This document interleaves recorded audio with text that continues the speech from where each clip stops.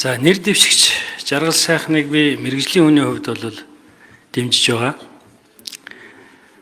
Ер нь аль салбарыг нэг мэрэгжлийн бас туршлагатай, зарчимтай, ноён нуруутай юм хүмүүсүүд авч явал үр дүнтэй байдаг. Анх 19 он томилогдоход бас би өөртөө ч уулзахад яг л ийм зүйлийг хэлж байсан. Мэрэгжлийн хүн гэдгээр нь дэмжиж байгаа гэж. Мэрэгжлийн бус очих бол осолтой юм билээ. Ийм тохиолдлууд прокуророор гарч ирсэн. Сүүлд нь яас бизнесийнхнийг дээрэмдсэн. Жапан тааван маавн гэл элдв юм сонсгож эхэлсэн шүү дээ.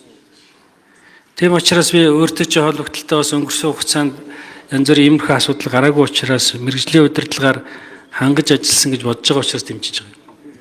Хоёр зүйлийг би хэлье гэж бодож байна. Нэгдүгээрт энэ нэг улс орныхаа үндсэн эрх ашигаас урваад байгаа улсууд жоохон хатуу байгаарэ. Энэ оюут толгоон энэ муухай жишгийг бид нар дахид давтаж болохгүй. Би зөвхөн нэг зүйлийг оюутлогоо дээр бас зөвхөн тодруулъя гэж бодож байна.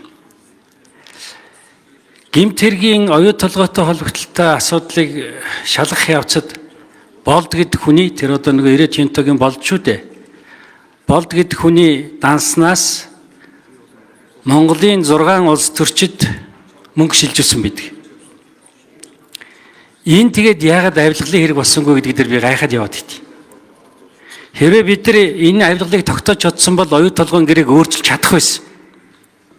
Хөрөнгө оруулалтын гэрээг. Гэтэл эдгээр маань одоо хууль бусаар завьсан ингээ явчихсан юм шиг байна. Тэгээд энэ дээр надад нэг тодруулга өгөөч гэж.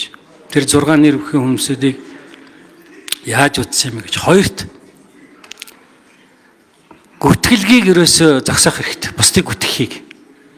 Би бүр өөрийнхөө амьдрал дээр тохиолдож байгаа жишээ татаад хэлье гэж бодож байгаа. Өнөөдөр бол ингээд хамаагүй хүнийг гүтгэж чинь яах ч вэ? Прокурор цагдаа дээр очиод хэрэгсэхгүй болчих чинь. Энэ болохгүй. Яагаад болохгүй гэж. Би одоо ингэж бодож шít. Энэ залуу уус тэгж бодох байх гэж. Хулгай хийсэн хийгээгүй ялгаагүй юм байна гэж эцэстээ бодож шít. Хулгай хийхгүй явлаа гэхэд харлуусаар гал хулгайч болгож шít. Тэгээ үе эцэстээ юу гэж бодох юм? Хулгай хийхгүй байх, хулгай хийх хоёр ялгаагүй юм байна гэж бодогдож шít. Энд чи аюултай шít. Бүгдээрээ тийм болчиход энэ улс орн чи яах юм бэ? Тийм учраас бас нэг энэ адилхан харлуулад байгаа явдлыг та нар зогсоохын тулд ялангуяа та нар прокуроруудын хувьд энэ хүн гүтгэж байгаа асуудлыг зогсоо. Монголд нэг ч лидер төрөхгүй шүү. Монголчууд итгээд авч явах тийм улс төрч төрөхгүй. Бүгдийг гүтгэж чадчих шít. Юу ч гэж гүтгэж чадчих. Тэгээ өгчөж чинь. Очоо шүүгтэр очоо зарим нь юу гэж гэнэ үү? Баяраас ахуулаад нүдний хагалгаанд орсон юм харахгүй байна гэдэг ингээд шүүгтэр очихгүй. Тэр цэцгээгээ шүүхэн зугтаад алга болчихжээ. Баахан надыг одоо сүүний үйлдвэр идлээ гэж ярьсан шүү дээ. Улс оронд яар. Тэгээ баримтаа бариад очихоор очихгүй шүү дээ. Зугтчихжээ. Тэгэхээр ийм байж ерөөсөө тарахгүй. Ийм л байх юм бол Монголын улс төр хизээ цэвэр болохгүй. Хүн тэгж бодно шүү дээ. Хулгай хийхгүй байх хоёр адилхан юм гэж бодох байхгүй юу? Энэ буруу жишгийг ерөөсөө тогтоож болохгүй. Тийм учраас та нарын хүн гүтгэж байгаа асуудал дээр бидний энэ цагдаа хүчний байгууллагаар шалгуулж байгаа асуудал дээр бас жоохон хатуухан байр суурьтай байж өгөөч гэж би хүсэж шүү. Тэгэхгүй бол болохгүй. Энийн муу ур дагавар бол тэр шүү. Хулгай хийхгүй байх хоёр ижилхэн. Ийм буруу. За даваасран гишүүнтэй 22 онд үлээ.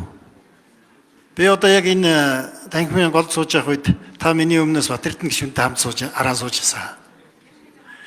Та 3 асуудал надад ирж ирсэн. Миний санаж байгаагаар Сүхбаатар дүүрэг дээр 2 асуудал байсан.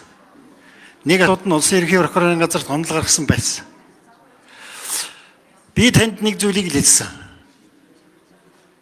Мөрдөх байгууллага шалгаж тогтоосон, нотлохоромж цуглуулсан тэр зүйл дээр шалгаж байгаа мөрдөгч хянж байгаа прокурор хоёр л дүгнэлт гаргадаг.